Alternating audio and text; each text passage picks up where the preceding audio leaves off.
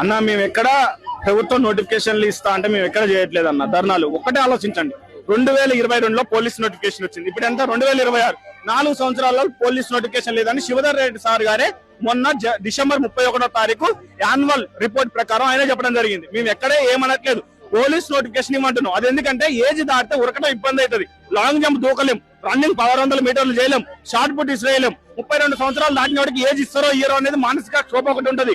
4 సంవత్సరాల తర్వాత వాడు ఉరకాలంటే 18 సంవత్సరాల పిల్లగాంతో 32 సంవత్సరాలు ఉరకాలంటే ఇబ్బందులు అవుతాయి.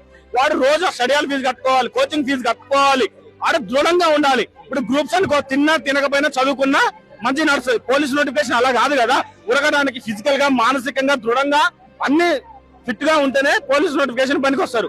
కానీ అలాంటి సౌకర్యాలు అన్ని లేకుండా పొడిగించకుండా పోతే ఆ విద్యార్థి యొక్క పరిస్థితి ఏంది?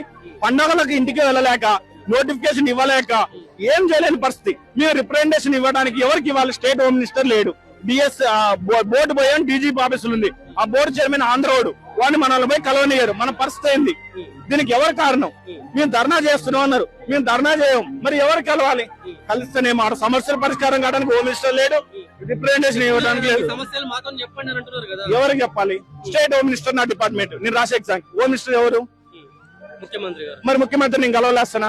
ఎమ్మెల్యేలకే దిక్కు లేదు, నేను గెలవలేస్తానా? నేను మరి ఎవరికి ఇవ్వాలి రిప్రజెంటేషన్? మీరే చెప్పండి.